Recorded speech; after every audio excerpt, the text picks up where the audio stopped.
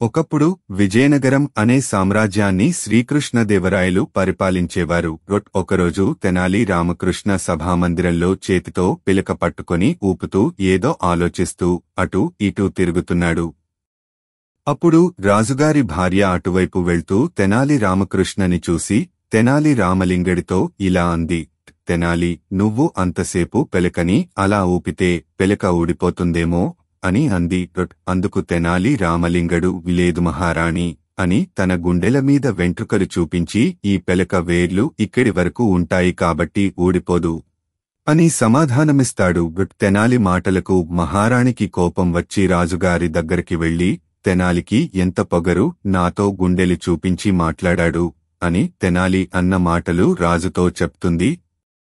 అది విన్న రాజుకి తెనాలి మీద బాగా కోపం వచ్చింది. వీడికి ఎంత ధైర్యం, నా భార్యకే గుండెలు చూపించి మాట్లాడతాడా అని భటులని పిలిచి తెనాలి రామకృష్ణ ఇంటికి వెళ్లి అతనిని వెంటనే తీసుకురండి అని అంటాడు. భటులు తెనాలి రామకృష్ణ ఇంటికి వెళ్లి అతనితో, ఆ రాజుగారు మిమ్మల్ని వెంటనే సభకి రమ్మంటున్నారు అని చెప్పి తీసుకొస్తారు. తెనాలి రామకృష్ణ సభకి వచ్చి, మహారాజా పిలిచారంట అని అంటాడు.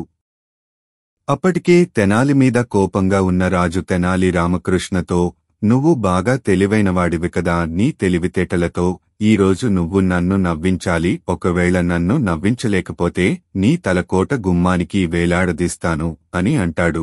అందుకు తెనాలి ఒప్పుకుంటాడు. కాని రాజు మళ్లీ ఒక షరతు పెడతాడు, నేను మేడ మీద నుంచి దిగివచ్చేలోగా నువ్వు నన్ను నవ్వించాలి అని అంటాడు. అందుకు తెనాలి సరే అని అంటాడు. రాజు ఒక్కో మెట్టు దిగివస్తూ ఉంటాడు. తెనాలి చాలా కథలు చెప్తూ ఉంటాడు. కాని కోపంగా ఉన్న రాజు అస్సలు నవ్వడు. ఇంకా చివరి మెట్టు మాత్రమే మిగిలి ఉంది కాని రాజు నవ్వట్లేదు. అప్పుడు తెనాలి ఈ రాజుతో, మీది సత్యమైన పరిపాలనైతే మీరు ఇప్పుడు నవ్వాలి అని అంటాడు. అప్పుడు రాజు నవ్వుతాడు. అలా తెనాలి తన తెలివితేటలతో శిక్ష నుంచి తప్పించుకుంటాడు. ఒకవేళ రాజు నవ్వకపోతే తనది అసత్యమైన పరిపాలన అని ప్రజలు అనుకుంటారు. అందుకే రాజు నవ్వాల్సి వచ్చింది.